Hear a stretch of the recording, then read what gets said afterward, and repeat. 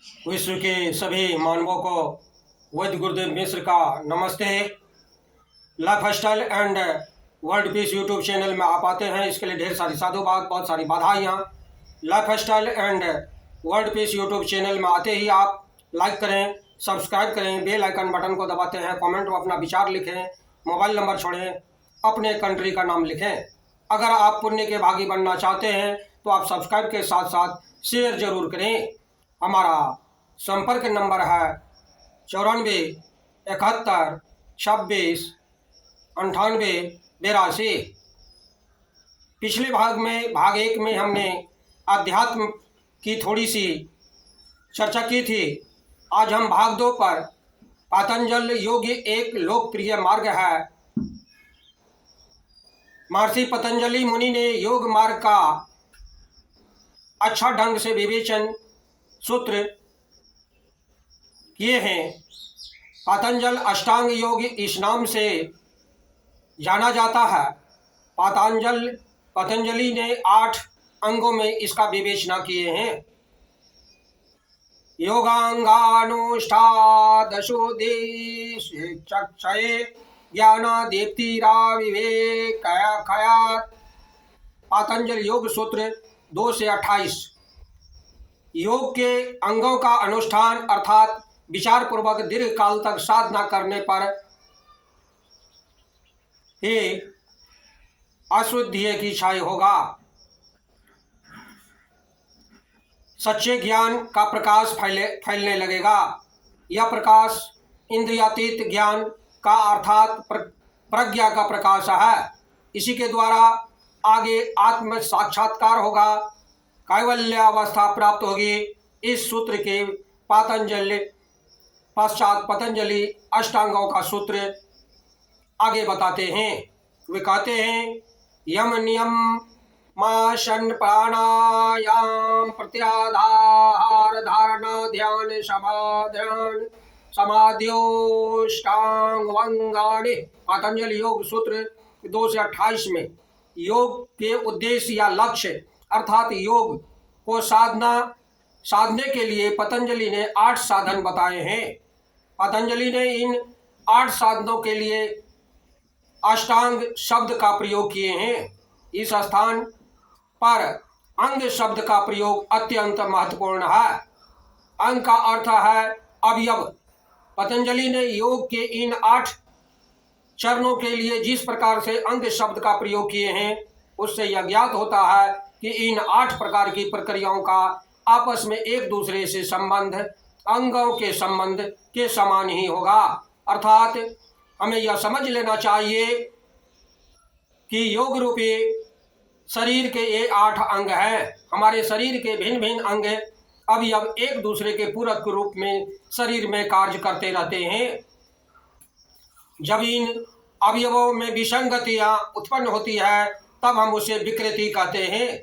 तात्पर्य यह है कि योग के 8 अंगों के विषय में भी यही कहा जा सकता है कि इनका अभ्यास करते समय इस बात का ध्यान रखा जाए कि वे सभी अंग एक दूसरे के पूरक हों। इसीलिए योग शास्त्र के विषय में विचार करते समय किसी एक अंग का अधिक विचार करना उचित नहीं है। सभी अंग का एकत्रित रूप से विचार करना आवश्यक हो जाता है। इसलिए आसन, प्राणायाम, धारणा, ध्यान का अभ्यास करते समय भी यम नियम का अभ्यास साथ साथ करना अनिवार्य हो जाता है। आसन प्राणायाम में ये योग के तीसरे चौथे चरण हैं। यम नियम इसके पूर्व बताए गए हैं। इस दृष्टि से विचार करें तो यह ज्ञात होता है कि योग के अभ्यास का प्रारंभ आसन प्राणायाम से नहीं बल्कि यम नियम के अभ्यास से होता है। इन प्रारंभिक चरणों का विकास न करते हुए सीधे आगे का अभ्यास करने से योग के परिणामों का अनुभव अपेक्षानुसार नहीं हो सकेगा। इसीलिए योग का अभ्यास करना हो तथा अपेक्षित फल की प्राप्ति करना हो तो यम नियम का पालन करना अनिवार्य हो जाता है। इसमें कोई समझौता नहीं हो सकता। यम नियम का पालन यदि कम किया गया हो तो योगाभ्यास से प्राप्त होने वाले परिणाम भी कम मात्रा में प्राप्त होंगे। सभी शास्त्रों के लिए यही नियम लागू होते हैं। 5 नियम बताए गए हैं। पतंजलि योग में 5 नियमों का वर्णन किया गया है। समाज में रहते हुए व्यक्ति को अन्य व्यक्तियों के साथ किस प्रकार आचरण करना चाहिए, इसका मार्गदर्शन यम में किया गया है तथा स्वयं के लिए पालन किए जाने वाले निर्देशों का वर्णन नियम में किया गया है।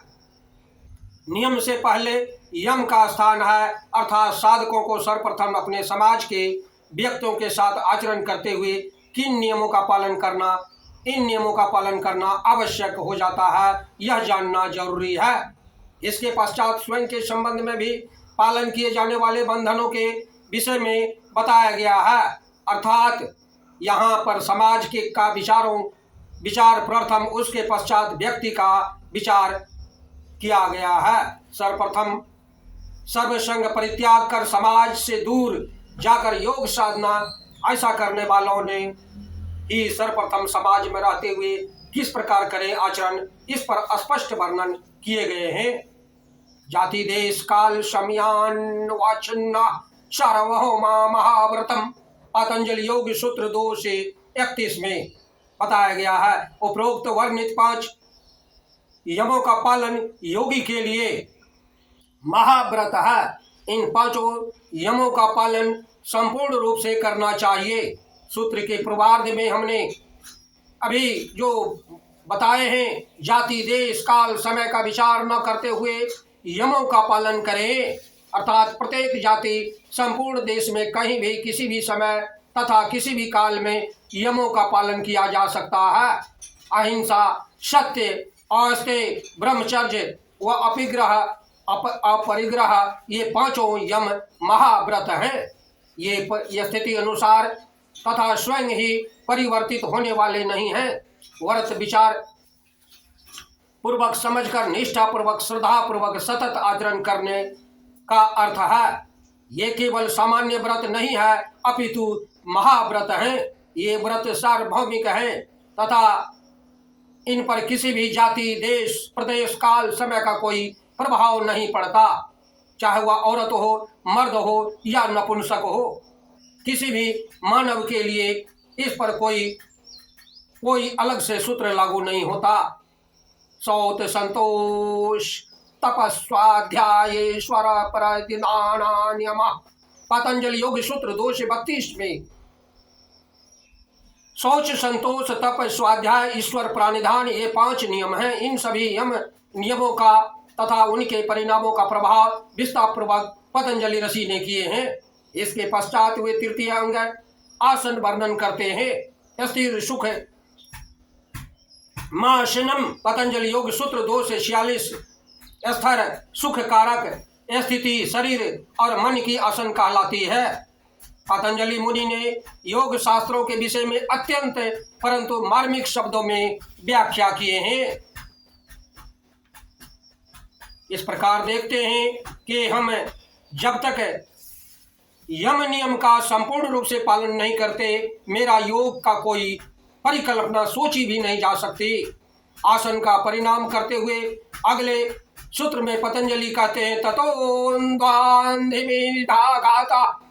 पतंजलि योग सूत्र 2 से 48 में इसका अर्थ यह है कि आसनों के अभ्यास के कारण साधक शीत, उष्ण, क्लेश, आनंद, सुख, दुख जैसे द्वंद्वों का दुष्प्रभाव नहीं पड़ता, अर्थात आपस में विरोधी या विपरीत तथ्यों को समभाव से देखकर उसे अल्पित करने की मन एवं शरीर की स्थिति का निर्माण हो जाता है, अर्थात यही आसन का लक्ष्य है।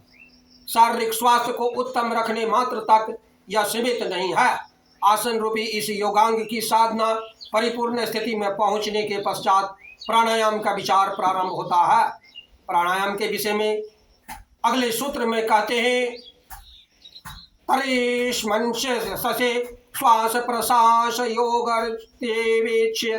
प्राणायाम, पतंजलि योग सूत्र 2 से 49 में बताते हैं।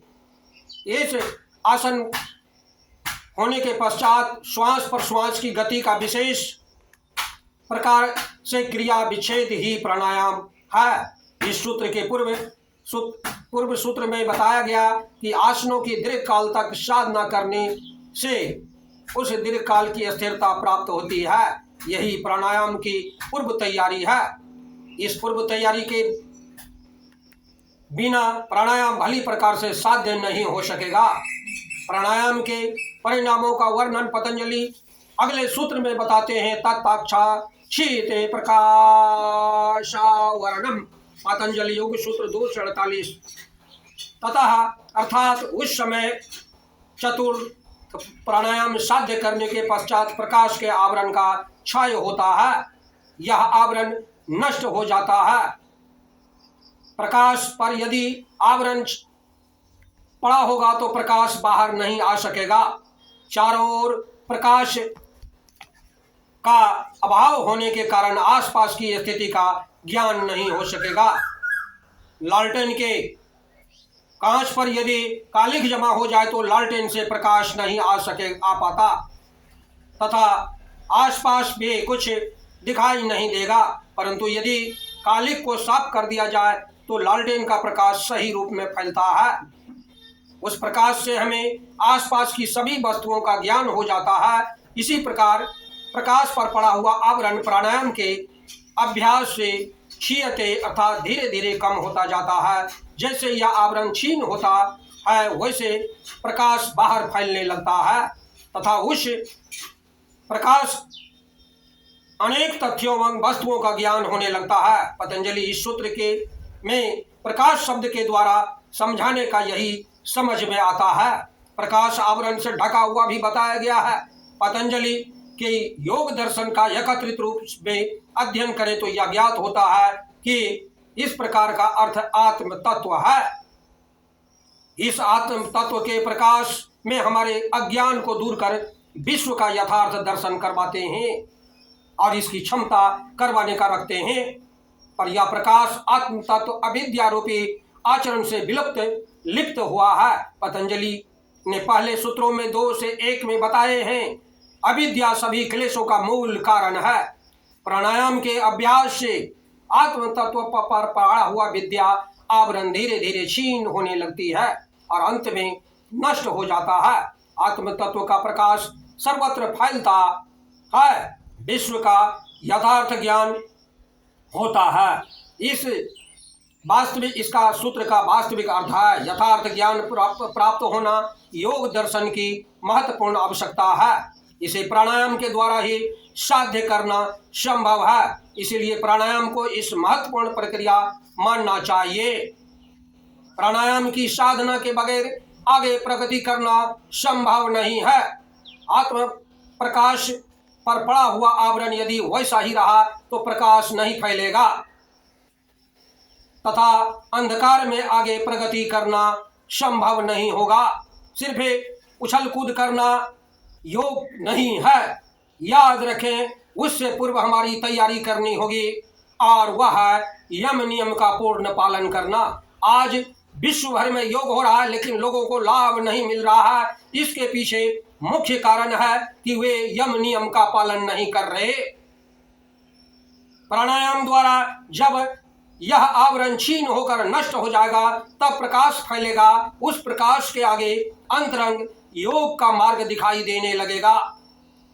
धारणासु च योग्यता मनसा, पतंजलि योग सूत्र के 253 में बताते हैं। धारणा अष्टांग योग का 6ठा चरण है। प्राणायाम 4th चरण है। प्रत्याहार 5वां व धारणा 6ठा चरण है। अष्टांग योग की एक विशेषता है कि इसमें प्रत्येक चरण का अभ्यास साधक को अगले चरण तक पहुंचता है। इसलिए प्राणायाम के अभ्यास द्वारा अगले चरण प्रत्याहार की तैयारी होती है। परंतु उपरोक्त सूत्र पतंजलि कहते हैं कि प्राणायाम के अभ्यास से धारणा का अभ्यास करने के मन की तैयारी होती है। पतंजलि प्रत्याहार प्रक्रिया बताकर उसी स्थान पर द्वितीय पद समाप्त करते हैं। स्विया संप्रयोगे चित्त स्वरूपानुकार इवेन्द्रियाणां प्रत्याहारा।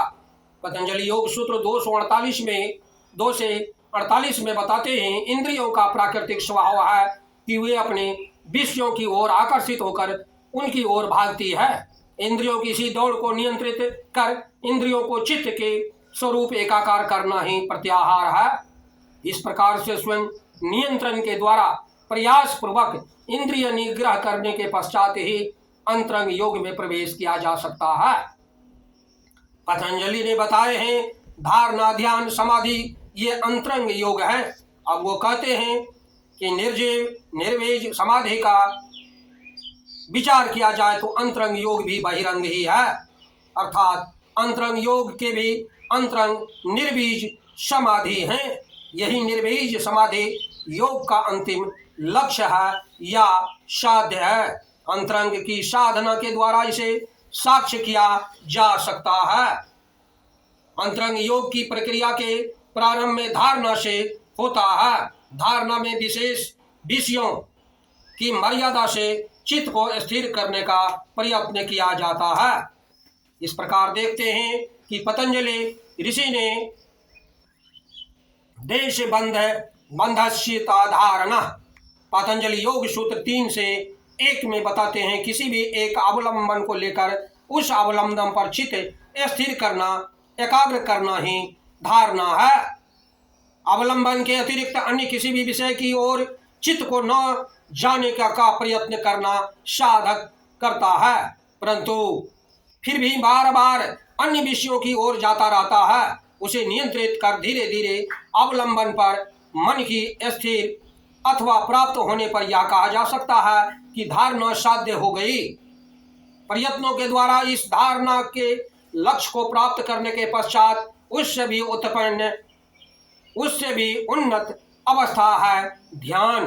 ध्यान करते समय ध्यान के विषय में ही निरंतर अनुभव होता रहता है।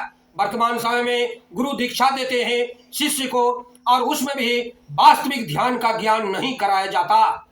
आधे घंटे, 1 घंटे, 2 घंटे में कहां से उसे वह गुरु दीक्षा दे पाएगा। दीक्षा देने के लिए लगातार वर्षों तक वह क्रिया करनी होगी, और गुरु एक शिष्य के साथ वर्षों तक कार्य नहीं करते हैं। तत्र प्रत्यय कथांतः ध्यानम पतंजलि योग सूत्र 3 से 2 में बताते हुए कहते हैं, धारणा में थोड़ा बहुत विक्षेप अवश्य होता है। इसका अर्थ यह है कि ध्यान के लिए चुने गए विषय के अतिरिक्त भी चित्त अन्य विषयों की ओर जाता है, परंतु निरंतर अभ्यास करते रहने से ऐसी अवस्था आती है कि चुने गए विषय के अतिरिक्त कोई भी विषय बीच में नहीं आता। इसके पश्चात अवलंबन का विचार भी इतना सूक्ष्म हो जाता है, यही एक विषय शेष रहता है, यह ध्यान की अवस्था होती है। ध्यान आज वास्तविक रूप में विश्व के किसी भी गुरु के पास वह साधना की रीति नहीं है, क्योंकि वर्षों तक समय लगेगा लगातार, तब जाकर के एक शिष्य का निर्माण होगा और गुरु के सानिध्य में रहना होगा। यहाँ सैकड़ों लोगों को आधे घंटे से 1 घंटे में दीक्षा का कार्यक्रम गुरु करवाते हैं, जो दीक्षा नहीं है। ध्यान की अवस्था में ही आगे बढ़ने पर ऐसी अवस्था आती है जिसमें मैं विषय का ध्यान कर रहा था, इसका ज्ञान नहीं रहता, अर्थात मैं का अभ्यास भी शेष नहीं रहता। इस अवस्था को समाधि अवस्था कहते हैं। इसकी व्याख्या करते हुए पतंजलि ऋषि आगे कहते हैं, तदेवार्थ मात्र निर्भाषं स्वरूप शून्य में विषम समाधि। पतंजलि योग सूत्र 3 से 3 में बताते हुए कहते हैं, ध्यान की स्थिति परिपक्व अवस्था में पहुंचने के पश्चात अवलंबन के केवल अर्थ मात्र का अभ्यास रह जाता है। साधक का स्वरूप मानो शून्यवत हो जाता है, यही समाधि की स्थिति है। एक बार यदि संयम साध्य हो जाए तो साधक निवृत्ति निरोध की अगली अवस्था को प्राप्त करने में सफल हो जाता है। संयम के द्वारा साधक को विशेष बुद्धि लाभ होता है। पतंजलि ऋषि ने इस विशेष बुद्धि को प्रज्ञा इंद्रियातीत ज्ञान नाम दिए हैं। तज्ज्ञा लोक। पतंजलि योग सूत्र 3 से 5 में वे बताते हैं, संयम पर विजय प्राप्त करने के पश्चात, संयम पूर्ण साध्य होने के पश्चात प्रज्ञा का प्रकाश फैलता है। इस प्रकाश से इंद्रियातीत ज्ञान प्राप्त होता है। तद्वैराग्यादपि दोष भी क्षयते कैवलम। पातंजलि योग सूत्र 3 से 51 में बताते हुए कहते हैं, सभी के प्रति वैराग्य उत्पन्न होने पर सभी दोषों के बीज नष्ट हो जाते हैं। वह महिला है, पुरुष है, नपुंसक है, क्या है, वह कपड़ा पहने हैं कि नंगे हैं, उससे एक वास्तविक साधक को कोई प्रभाव नहीं पड़ता। साधक कैवल्य मात्र को प्राप्त करते हैं। पतंजलि ऋषि कहते हैं, समाधि का मार्ग साधन करते समय प्राप्त होने वाली सिद्धियों के प्रति भी वैराग्य उत्पन्न करना चाहिए। एक वेश्या भी अपने आप को वह क्या कर रही है उससे एक साधक को कोई लेना देना नहीं है। आपका शरीर ही में यम नियम का पालन करना मुख्य सूत्र कहलाते हैं। इस कैवल्य की व्याख्या करते हुए पतंजलि ऋषि तृतीय पाद के अंतिम सूत्र में कहते हैं, सत्व पुरुषो पुरुषयो शुद्धि साम्ये कैवल्यम। पतंजलि योग सूत्र के 3 से 56 में वे बताते हैं, पुरुष अर्थात परमात्मा शक्ति का अंश है। यह अंश जब जीव से जुड़ता है तब जन्म एवं मृत्यु का चक्र प्रारंभ होता है। जीव से जोड़ा गया पुरुष जब पूर्ण रूप से शुद्ध होता है तब वह जीवा से मुक्त हो जाता है तथा इसके पश्चात वह परमात्मा शक्ति में विलीन हो जाता है। यही कैवल्य है। सत्व पुरुष दोनों की समान संपूर्ण शुद्धि होने पर कैवल्य का उदय होता है। इस चतुर्थ पाद में पतंजलि ने इसी विषय पर विचार करते हुए आगे वर्णन करते हैं, मानव के पास ऐसी विलक्षण शक्ति उपलब्ध है जिसका साक्षात्कार करने पर वह मानव के प्रकृति जन्म मृत्यु के चक्र से मुक्त हो सकता है, क्योंकि मानव के पास चुनाव करने की स्वतंत्रता ही जिसका योग्य रीति उपयोग करते हुए मानव अंतिम लक्ष्य को प्राप्त कर सकते हैं। कैवल्य था अर्थात कैवलता का एक रूपता। योग का अर्थ है जोड़ना। आत्मा से परमात्मा के जोड़ने को हम योग कहते हैं। दो वस्तुओं को यदि जोड़ दिया जाए तो उसका रूपांतरण ही बात होती है। इस प्रकार आत्मा परमात्मा दोनों जोड़ने पर केवल एक ही शेष रहता है। इसीलिए आत्मा के परमात्मा से जाने पर ही परमात्म तत्व की शक्ति शेष रहती है। इसीलिए आत्मा का परमात्मा में होना ही कैवल्य है। इसी साध्य कर लेने के पश्चात आत्मा का अलग से स्वतंत्र अस्तित्व ही शेष नहीं रहता, जिससे वह जन्म मृत्यु के चक्र से हमेशा के लिए मुक्त हो जाते हैं। परमात्मा शक्ति का अंश के रूप में आत्मा परमात्मा शक्ति से अलग होकर अनेक जन्म मृत्यु अनुभव कर लेकर अंत में पुनः अपने मूल स्थान पर पहुंच जाते हैं, जहां से वह फिर लौट कर नहीं आते। भगवान श्री कृष्ण ने गीता में भी वर्णन करते हुए कहे हैं, यद्र त्वानि वर्तन्ते तद धाम परम मम। गीता भगवत गीता 15 से 6 में बताते हुए कहते हैं, योग का उद्देश्य आत्मा के परमात्मा का स्वीकार का तत्व करना है। यही उद्देश्य से पतंजलि मुनि ने अष्टांग योग समझाया है। इसीलिए अष्टांग योग की हर प्रक्रिया साधक को इसी दिशा में ले जाती है। 8 अंगों की साधना करते हुए साधक अध्यात्म की प्राप्ति कर सकता है। सभी अंगों के परिणाम ही उसी दिशा में बताए गए हैं। अध्यात्म प्राप्ति के लिए सभी अंगों की साधना आवश्यक है। केवल 1 या 2 अंगों का साधना पर्याप्त नहीं। कुछ साधक केवल आसन आवश्यक है। केवल 1 या 2 अंगों की साधना पर्याप्त नहीं है। कुछ साधक केवल आसन प्राणायाम ही करते हैं। कुछ साधक केवल ध्यान का अभ्यास करते हैं। उन्हें अभ्यास ये साध्य होने वाला नहीं है। साधक पहले से ही सभी अंगों की साधना करते हैं। अध्यात्म के मार्ग से उसकी अवश्य प्रगति होगी एवं अंतिमति उसे अध्यात्म की प्राप्ति हो सकेगी। इस प्रकार देखते हैं कि पतंजलि ऋषि ने हमें अध्यात्म क्या है, अध्यात्म की हमारे परिकल्पना कैसी होती है, उसका वास्तविक स्वरूप क्या है, उसमें हमें कैसे आगे बढ़ना चाहिए, इस पर वे विशेष रूप से बताए हैं। बंधुओं, जब तक आपका यम नियम का पूर्ण पालन नहीं होगा, ब्रह्मचर्य का पूर्ण पालन नहीं होगा, आपका वास्तविक योग नहीं होगा। उछल कूद करना ही योग नहीं है। विश्व में आज जितने भी कोई गुरु दीक्षा देते हैं या कोई योग बताते हैं, उसका वास्तविक स्वरूप नहीं है। अतः जरूरत है कि वास्तविक स्वरूप के लिए हमें यम नियम का पालन करना अति आवश्यक है, अति लाभदायक है, तभी आपका मोक्ष प्राप्ति हो सकेगा। बंधु, हमारे चैनल में आते हैं, इसके लिए ढेर सारी शुभकामनाएं, बहुत सारे साधुवाद। आप अगर पुण्य के भागी बनना चाहते हैं तो आप सब्सक्राइब के साथ साथ शेयर जरूर करें। धन्यवाद, नमस्कार।